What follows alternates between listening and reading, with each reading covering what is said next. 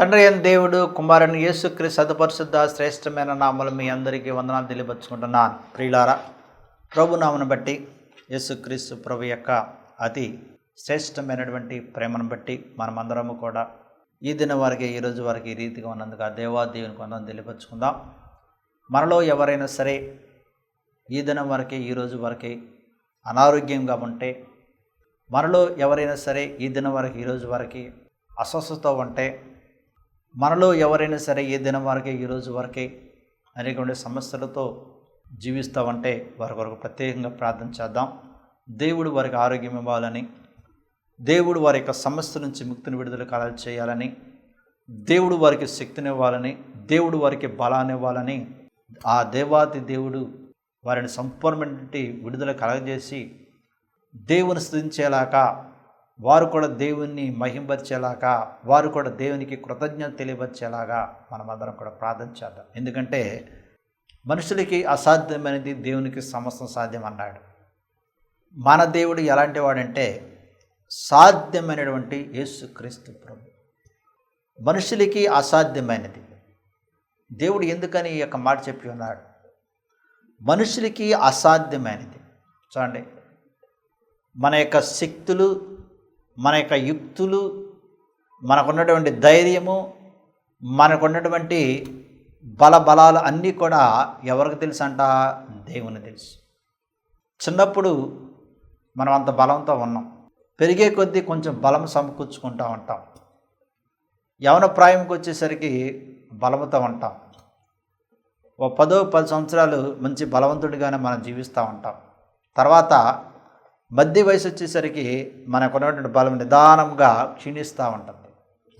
వృద్ధాప్యంలోకి వచ్చేసరికి మనం ఏమైపోతాం? బలహీనం అవుతాం.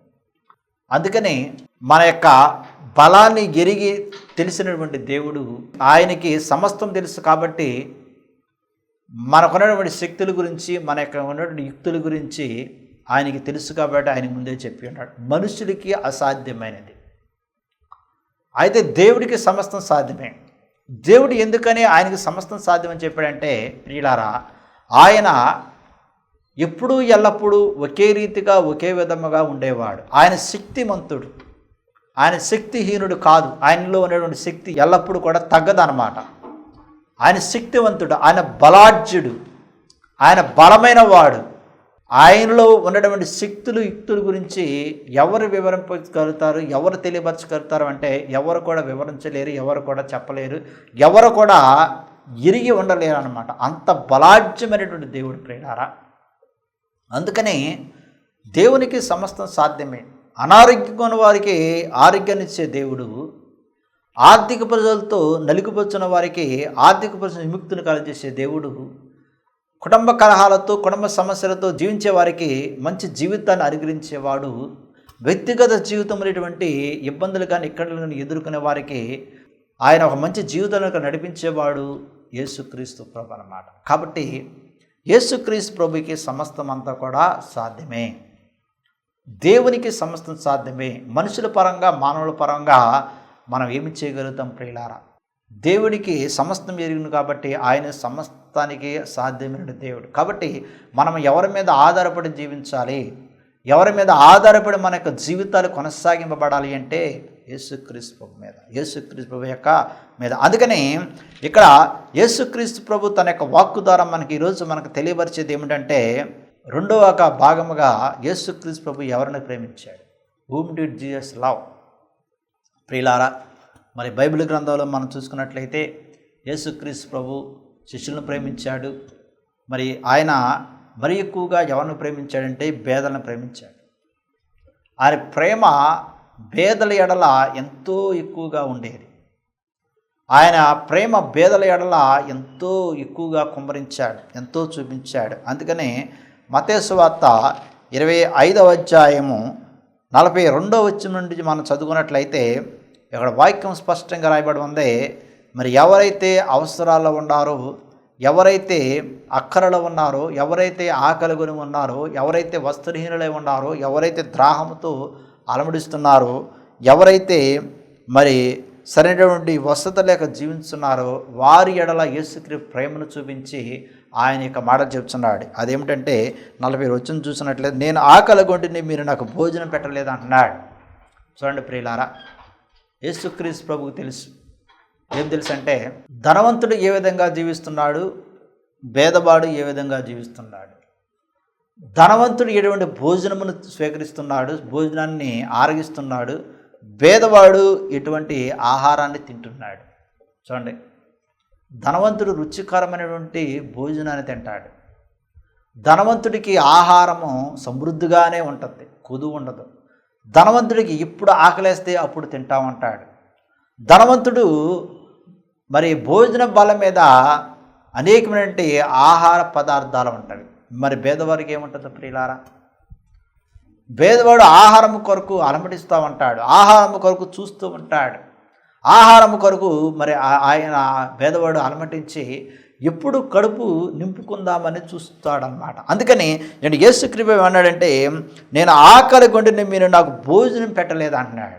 ఎవరి గురించి ఇది సంబోధించడం అంటే, ఎవరికైతే ఆహారం సమృద్ధిగా ఉందో, ఎవరైతే ఆహారాన్ని టైం టు టైం తింటున్నారో, టైం టు టైం మరి ఆహారాన్ని ఆరగిస్తున్నారు, ఎవరికైతే ఆహారము భోజన బల మీద అనేకమైనటువంటి ఆహార పదార్థాలతో నిండి ఉన్నాయో, వాళ్ళు పేదలకి ఆహారం పెట్టకపోతే, ఆకలిగొన్న వారికి ఆహారం ఇవ్వకపోతే, ప్రియులారా, యేసుక్రీస్తు వారి గురించి సంబోధించి చెప్తున్నాడు. మీరు నా యొక్క పేదలైన బిడ్డలు ఆహారముతో అలాంటి బిడ్డలకి ఒక గుప్పుడి అన్నము కూడా మీరు ఇవ్వలేదు, పెట్టలేదు అన్నాడు ప్రియులారా. అందుకని యేసుక్రీస్తు ఒకనొక సందర్భంలో ఒక మాట చెప్పి ఉన్నాడు, నా నామములో ఎవరైతే ఒక గుక్కు నీళ్ళు ఇస్తారో అవి నాకిచ్చినట్టు అన్నాడు. అంటే చూడండి, ఏ పేదవాడికైతే ఒక గుక్కుడు నీళ్ళు ఇస్తామో, ఏ పేదవాడికైతే ఒక గుప్పుడు బియ్యం ఇస్తామో, ఏ పేదవాడికైతే ఒక ప్లేట్ అన్నం పెడతామో ప్రియులారా, ఏ పేదవాడికైతే మనకు భోజన బల మీద ఉన్న ఆహార పదార్థాలు ఏదో ఒక ఆహారం తీసుకెళ్ళి ఇస్తామో అది ఎవరికి ఇచ్చినట్టు అంట? యేసుక్రీస్తు ప్రభువుకి ఇచ్చినట్టు.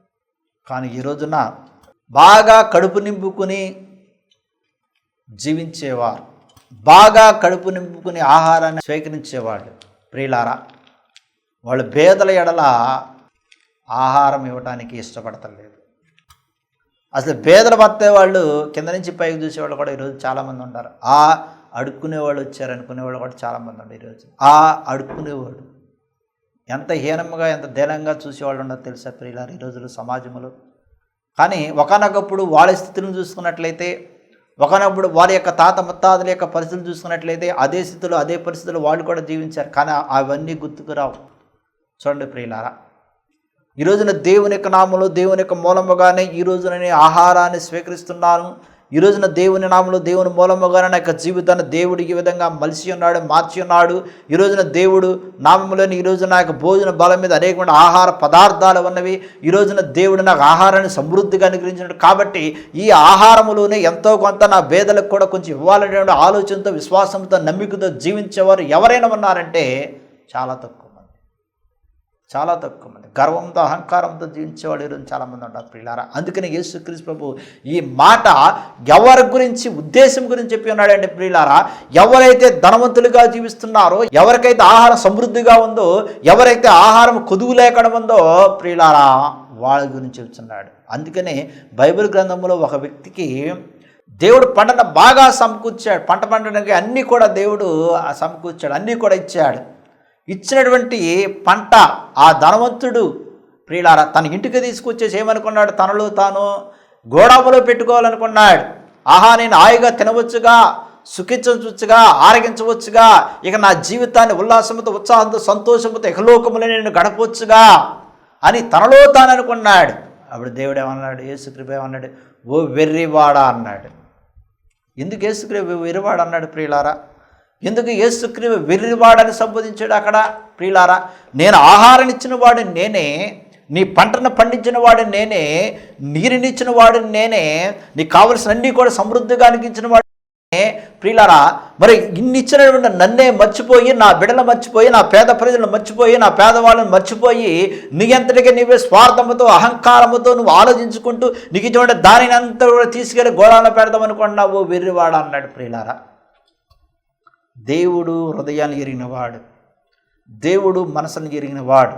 ప్రియులారా, మనసును ఎరిగినవాడు కాబట్టి, హృదయాన్ని ఎరిగినవాడు కాబట్టి, ఏ ధనవంతుడికైతే పంట సమృద్ధిగా పండిందో వాడి యొక్క హృదయాన్ని ఎరిగినవాడు కాబట్టి దేవుడు ఆయన ఏమన్నాడంటే, ఓ వేరేవాడు అన్నాడు. నా పేద ప్రజలు నీకు గుర్తుకు రావట్లేదా? అక్కర్లో ఉన్నవారు గుర్తుకు రావట్లేదా? ఆకలితో అలమడిచిన వారు గుర్తుకు రావట్లేదా?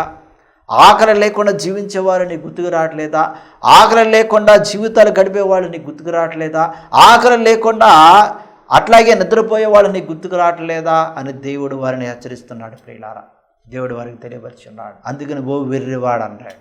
చూడండి, అందుకనే యేసుక్రీస్తు ప్రభు యొక్క ఆకలితో అలమటించాను, నేను ఆకలితో ఉన్నాను, నాకు నువ్వు ఒక్కరోజు ఒక దినాన్ని కూడా ఆహారం నాకు ఇవ్వలేదు అంటున్నాడు. ప్రియులారా, తర్వాత ఏమన్నాడంటే, ప్రియులారా మరి భోజనం పెట్టలేదు అన్నాడు. తర్వాత ఏమన్నాడు, దప్పిగా ఉండి మీరు నాకు దాహం ఇవ్వలేదు అంటున్నాడు.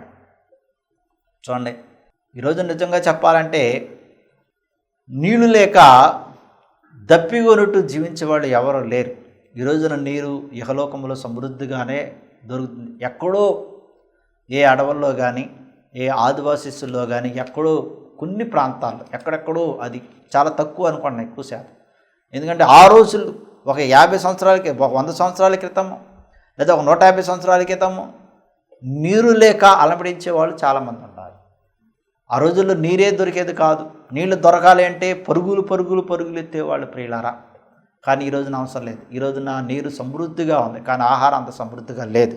కాబట్టి ఆ రోజుల్లో నీరు లేకుండా జీవించారు కాబట్టి, దప్పికతో జీవించారు కాబట్టి, ఆ దప్పికతో జీవించిన వారికి దేవుడు నీరునివ్వటానికి, ఆయన సమృద్ధిగా నీరుని కలగచేయడానికి దేవుడు యెహోలోకానికి వచ్చి మరి నీరునిచ్చాడు. అందుకని యేసుక్రీస్తు ఏమన్నాడు, నేను ఇచ్చే నీరును తాగుతూ ఎన్నటికీ దప్పిక కొనమన్నాడు. ఆ రోజున దేవుడు కూడా ఆకాశం నుండి మరి మన్నాను కురిపించిన తర్వాత ఇజ్రాయేల్ ప్రజలకి బండ నుండి నీరును కూడా ఇచ్చాడు. వారు దాహంతో ఉన్నప్పుడు, వారు త్రాగడానికి నీరు లేనప్పుడు రాతి బండ నుండి దేవుడు వారికి నీరునిచ్చాడు. అంటే ఎంత గొప్ప దేవుడో చూడండి ప్రియులారా, ఎంత గొప్ప దేవుడు, ఎంత ఉన్నతమైనడు చూడండి ప్రియులారా. కాబట్టి మరి ఆ రోజుల్లో నీరు లేకుండా జీవించేవారు చాలామంది ఉన్నారు, కానీ ఈ రోజుల్లో ఆ పరిస్థితులు లేవు.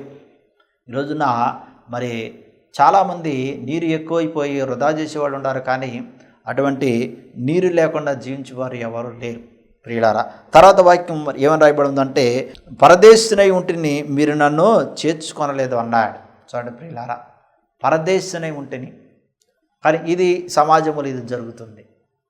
ఎవరైనా సరే తెలియని వారు, ఎవరైనా సరే ఇతరులు వస్తే చేర్చుకునేవాడు ఈరోజు చాలామంది చేర్చుకోవట్ల. దిక్కులేని వారు కానీ, మరి ఎవరు లేని వారు కానీ, వదిలేసిన వారు కానీ, మరి పెద్దవారు ముసలి వయసు వచ్చేసిన తర్వాత మరి వారికి ఎవరు లేకపోతే మరి వారిని చేర్చుకునేవాళ్ళు ఈరోజు చాలామంది తక్కువ ప్రియులారా. ఎందుకంటే మనిషి యొక్క జీవితం చాలా స్వార్థపూరితమైన జీవితం అయిపోతుంది. కానీ యేసుక్రీస్తు యొక్క ప్రేమ ఈ పేదల ఎడల, ఈ పరదేశుల ఎడల, ఈ దాహముతో ఉన్న ఎడల, ఈ ఆకలితో అలమడించిన వారి ఎడల ఆయన ప్రేమ కనబరుస్తున్నాడు. ఆయన ప్రేమ ఎప్పుడు కూడా వారి ఎడల ఉంటుంది అన్నమాట. అందుకని యేసుక్రీస్తు ప్రభు పరదేశునై ఉంటిని నన్ను చేర్చుకొనలేదు అంటున్నాడు. తర్వాత ఏమన్నాడంటే, ప్రియులారా దిగంబరుడై ఉంటిని అంటున్నాడు. వస్త్రాలు లేవు, బట్టలు లేవు. ఈరోజు చాలామంది మరి బట్టలు లేనటువంటి వారు కాడ ఉన్నారు ప్రియులారా. కానీ ఈరోజున బట్టలు ఎక్కువ ఉన్నవాళ్ళు ఎక్కువ మంది ఉన్నారు, కానీ తక్కువ ఏమీ లేని వారు చాలా తక్కువ మంది ఉన్నారు. ఈరోజున బట్టలు ఎంత ఎక్కువగా ఉన్నాయంటే చెప్పలేనంత ఎక్కువగా ఉన్నాయి ప్రియులారా. ఆ రోజుల్లో చాలా నిజంగానే బట్టలు లేని వాళ్ళు చాలామంది ఉన్నారు, కానీ ఈ రోజున బట్టలు ఎక్కువగా ఉండేవాళ్ళు చాలామంది ఉన్నారు. ఏదేమైనా సరే ప్రియులారా, ఎవరైతే దిగంబరుగా ఉంటారో, ఎవరైతే వస్త్రహీనులుగా ఉంటారో వారికి వస్త్రాలు ఇవ్వటం కూడా మరి క్రైస్తత్వం యొక్క జీవితంలో ఒక భాగము. మరి వస్త్రాలు ఇవ్వడం చేత మనము కూడా భేదను ప్రేమిస్తున్నామని యేసుక్రీస్తు ప్రభు నామములో అది తెలియపరచడం అన్నమాట. అందుకని యేసుక్రీస్తు ప్రభు ఈ యొక్క దిగంబరుని ప్రేమించాడు, వస్త్రహీనులను ప్రేమించాడు. అందుకే మీరు వారికి బట్టలు ఇవ్వలేదు అంటున్నాడు. వస్త్రాలు లేని వారిని ప్రేమించాడు ప్రియులారా. దిగంబరులుగా ఉన్న వారిని ప్రేమించాడు, వారిని హత్తుకున్నాడు. అందుకని ఈ రోజున ఈ యొక్క వస్త్రహీనులు అంటే బట్టలు ఎవరికైతే తక్కువగా ఉండేయో దేవుడు వారిని పిలిచి వారికి కావలసిన బట్టలన్నీ కూడా ఇచ్చాడు ప్రియులారా. ఈ రోజున ఎంతమంది దేవుని బిడ్డలు ఎన్ని బట్టలు వేసుకున్నాడు చూడండి ప్రియులారా. ఒక ఆదివారం అంతా ఒక రంగు బట్టలు, ఇంకో ఆదివారం ఒక రంగు బట్టలు, ఈ మధ్యలో మీటింగ్లో ఉండి ఇంకొక బట్టలు. ఈ రోజున ఎక్కువ మంది క్రైస్తవులు, ఎక్కువ మంది దేవుని బిడ్డలు దేనికి ప్రాముఖ్యత ఇస్తున్నారంటే వస్త్రాలకి ప్రాముఖ్యత ఇస్తున్నారు ప్రియులారా. వస్త్రాలకి, అలంకరణకి ఎక్కువ ప్రాముఖ్యత ఇస్తున్నారు. అలంకరణ చేసుకుని వెళ్ళటానికి ఎక్కువ ప్రాముఖ్యత ఇస్తున్నారు. ఈ రోజున ఏమి ధరించుకోవాలి, ఈ రోజున ఏమి కట్టుకోవాలి అని ఇల్లేవాళ్ళు ఈ రోజున ఎక్కువ మంది అయిపోయారు ప్రియులారా. దేవుడు ఏమన్నాడు, ఏమి ధరించుకుందామో, ఏమి త్రాగదమో, ఏమి తినేదమో, ఏమి భుజించదో, దేని గురించి చిందించొద్దు అంటున్నాడు. కానీ ఈ రోజున ఏమి జరుగుతుంది, ఏమి పెడతారు, ఏమి ఇస్తారు, ఏమి మరి అక్కడ ఉంటవి, ఏమి ధరించుకోవాలి, ఏమి ధరించుకుని వెళ్ళాలని ఆలోచించి వెళ్ళేవాళ్ళు ఈ రోజు చాలామంది ఉన్నారు ప్రియులారా. దేవుని యొక్క బోధనకి, దేవుని యొక్క మాటలకి ఈ రోజున ఎక్కువ మంది క్రైస్తవులు చాలామంది కూడా ప్రియులారా వ్యతిరేకంగా చేసేవాళ్ళు చాలామంది ఉన్నారు. చాలామంది ప్రియులారా ఈ రోజున వస్త్రాలు ధరించుకుని రకరకాలమైనటువంటి బట్టలు వేసుకుని ప్రియులారా దేవుడేమో ఏమీ లేనటువంటి స్థితి నుంచి మనల్ని మార్చాడు. దేవుడేమో ఏమీ లేనటువంటి స్థితి నుంచి మనల్ని మార్చి మనకు కావాల్సినవి ఇచ్చాడు ప్రియులారా. దేవుడేమో మరి తక్కువగా బట్టలు అంటే మనకి ఎక్కువగా బట్టలు అనుగ్రహించాడు. కానీ మన యొక్క చూపు, మన యొక్క ఆలోచన, మన యొక్క మరి విధానాలు, మన యొక్క పద్ధతులు ఇవన్నీ కూడా దేని మీదకి ఎక్కువగా వెళుతున్నాయి అంటే వస్త్రాల మీదకి ఎక్కువ మీద వెళ్తున్నాయి. నేను చాలాసార్లు చూస్తున్నాను ప్రియులారా. రకరకాలైన బట్టలు, ఖరీదైన బట్టలు, ప్రియులారా ఖరీదైన బట్టలు, విలువైన బట్టలు వేసుకుంటున్నారు ఈ రోజున ఎక్కువ మంది ప్రియులారా. కానీ దేవుడు ఆ వస్త్రాల వైపు చూస్తాడా? దేవుడు ఆ ఖరీదైనటువంటి దుస్తుల వైపు చూస్తాడా ప్రియులారా? ధనవంతుడేమో ఓదారంగు వస్త్రాలు వేసుకున్నాడని బైబిల్ గ్రంథంలో రాయబడి ఉంది. పేదల రాజుడేమో దిగంబరుడే, ఏమీ లేకుండా ఆయన జీవించాడు ప్రియులారా. ధనవంతుడేమో ఓదారంగు వస్త్రాలు వేసుకున్నాడు. ఈ రోజున చాలామంది ధనవంతులుగా వస్త్రాలు వేసుకుని యేసుక్రీస్తు నామములో మేము దేవుని బిడ్డలమని పరిగణింపబడే వాళ్ళు ఈ రోజున ఎంతోమంది ఉన్నారు ప్రియులారా. ఈ రోజున ధనవంతుల్లాగా విలువైన వస్త్రాలు, కాస్ట్లీ వస్త్రాలు వేసుకుని మందిరాలకి ప్రార్థనకి వెళ్ళేవాళ్ళు కూడా చాలామంది ఉన్నారు. విలువైన వస్త్రాలు వేసుకుని ఇతరులకు చూపించాలి అని, నేను చాలా ఖరీదైన బట్టలు వేసుకున్నాను అని ప్రియులారా.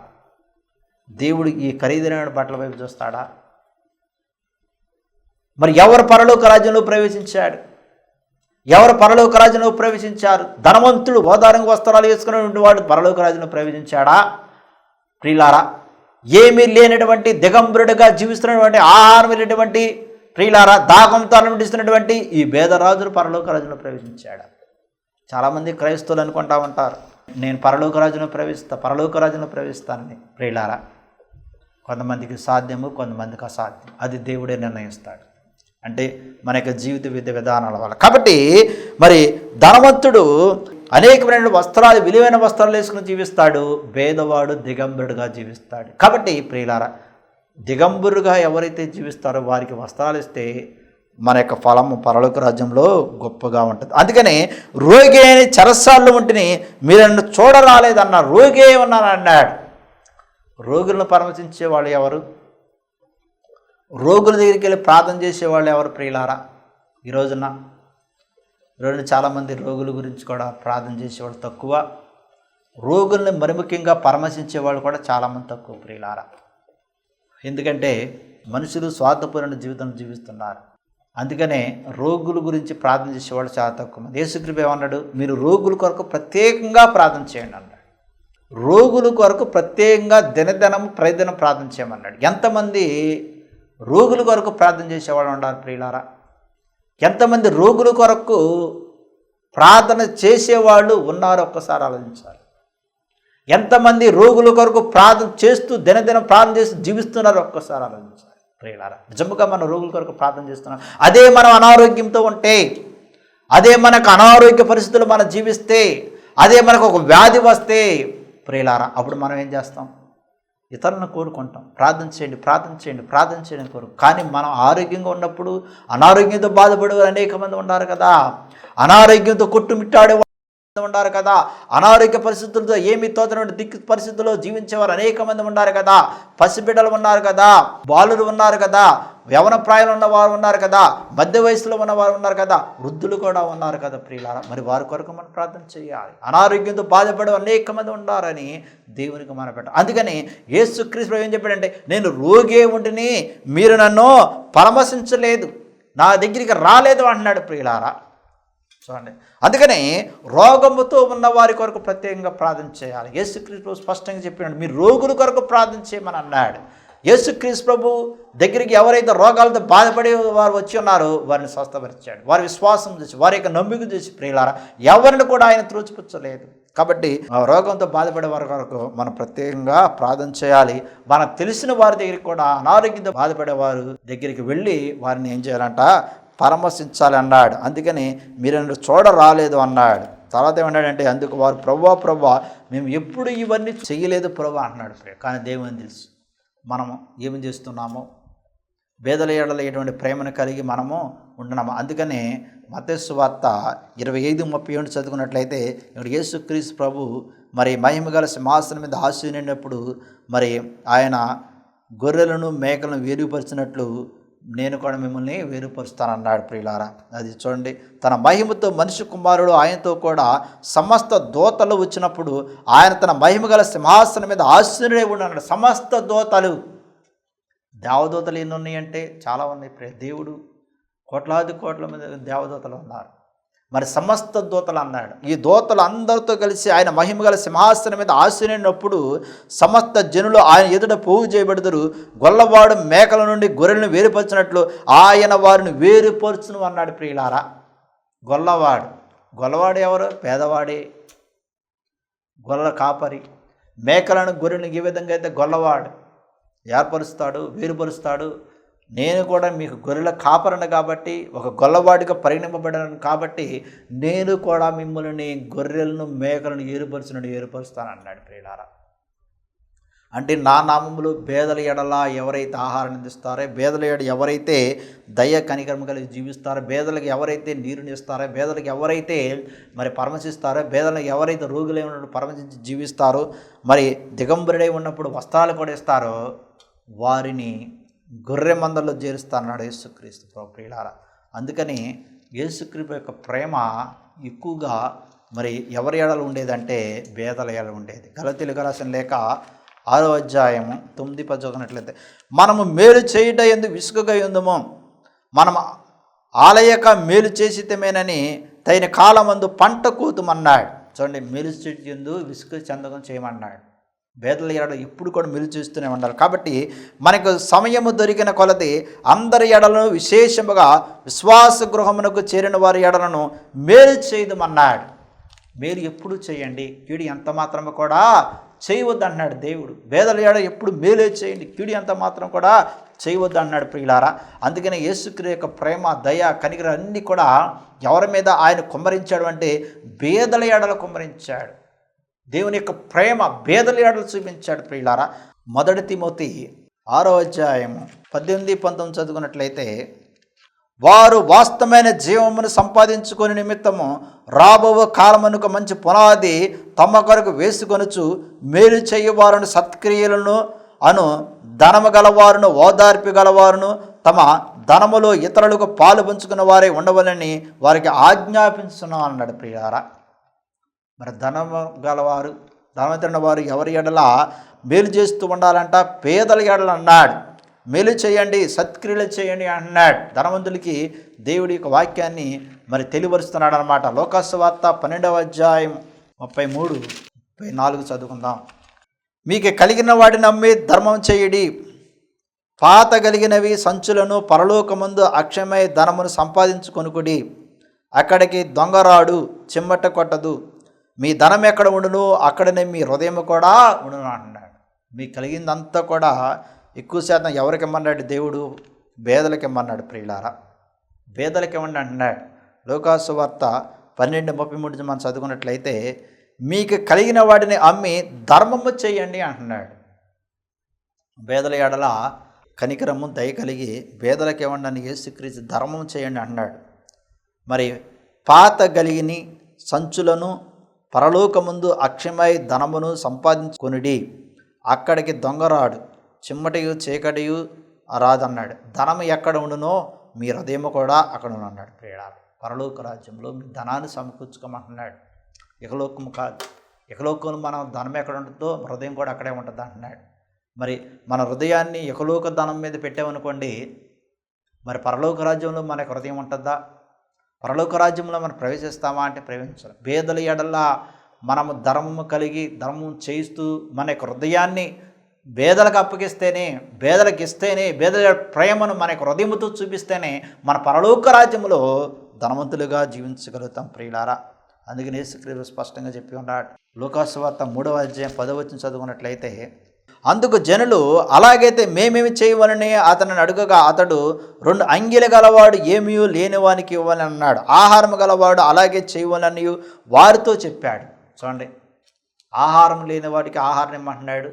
2 వస్త్రాలు అంటే అంగీలు ఉంటే మరి ఇది పేదలకే ఇవ్వండి అని యేసుక్రీస్తు ప్రభు మరి స్పష్టంగా తెలియపరుస్తున్నాడు. ప్రియులారా, మరి యేసుక్రీస్తు ప్రభు ఎవరి ఎడల ప్రేమ కలిగించాడంటే పేదల ఎడల. మరి మనం ఎటువంటి ప్రేమను పేద ఎడల కనబరుస్తూ పేదలు చూపి జీవిస్తాం? ఒక్కసారి ఆత్మహత్య చేసుకుందాం.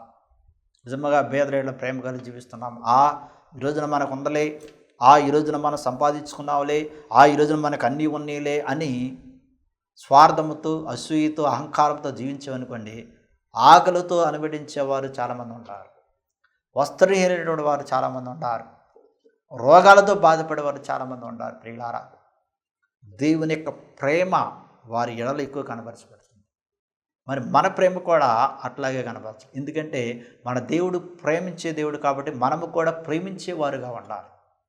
స్వార్థపురులుగా ఉండకూడదు. స్వార్థపురులు జీవితాన్ని జీవిస్తూ ఉండకూడదు. ప్రియులారా, కాబట్టి ఒకసారి ఆత్మహత్య చేసుకుని మనము కూడా పేదల ప్రేమను కనబరిచి మనం చేయవలసింది చేస్తూ దేవుడు మన యొక్క ప్రయత్నించేద్దాం. దేవుని యొక్క ప్రేమను మనం జీవించడం ప్రయత్నించేద్దాం.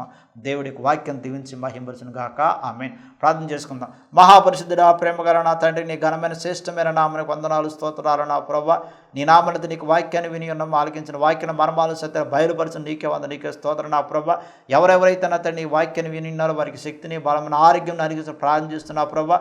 ఎవరెవరైతే నా తండ్రి ప్రార్థనలు ఏకీవిస్తున్నారో వారిని కూడా ఒకసారి జ్ఞాపకించుకున్న ప్రభా, నీ వాక్కు ద్వారా నా తండ్రి, ప్రార్థన ద్వారా నా ప్రభా, ఇదిగో నా తండ్రి అనేకమైన గొప్ప కార్యాలు, ఆశ్చర్య కార్యములు జరిగించని ప్రార్థన చేస్తున్నా తండ్రి. ఇదిగో నా ప్రభా, అనారోగ్యంతో బాధపడేవారు అనేక మంది ఉన్నారు నా ప్రభా. ఎవరెవరైతే ఏ రోగంతో బాధపడవో నీకే తెలుసు నా తండ్రి. రోగులు కొరకు ప్రత్యేకంగా ప్రార్థన చేయమని నీకు వాక్కు ద్వారా తెలియపరిచా నా ప్రభా. ఇదిగో నా తండ్రి, ఒక్కొక్క రోగిని తట్టండి, ముట్టండి నా ప్రభా. వారిని ఉన్న రోగాల నుంచి ముక్తిని విడుదల కాలేచిన తండ్రి, స్వస్థపరచని ప్రార్థన చేస్తున్నా తండ్రి, అద్భుతాలు చేయడం ప్రార్థన చేస్తున్నా, ఆశ్చర్య కార్యములు జరిగించడం ప్రార్థన చేస్తున్నా తండ్రి. ఎవరెవరైతే నా ప్రభా అనేటువంటి సమస్యలతో జీవిస్తున్నారో వారిని కూడా జ్ఞాపకించుకుని నా ప్రభా, ఈ సమస్యల నుంచి, ఆర్థిక పరిస్థితులు, ఇబ్బందులు ఎక్కడి నుంచి నా తన వ్యక్తిగత జీవితం ఉన్నటువంటి ఎదుర్కొన్నటువంటి ప్రతి ఒక్క సమస్య నుంచి కూడా విముక్తిని విడుదల కలగచేయమని, మేము చేస్తున్న ప్రతి ఒక్క పనిపాట్లు కూడా తోడేడు ఉండమని, మార్కుని యేసుక్రీస్తు సదుపరిశుద్ధ నామములో ప్రార్థన చేసి అడిగి నా తండ్రి. ఆమేన్.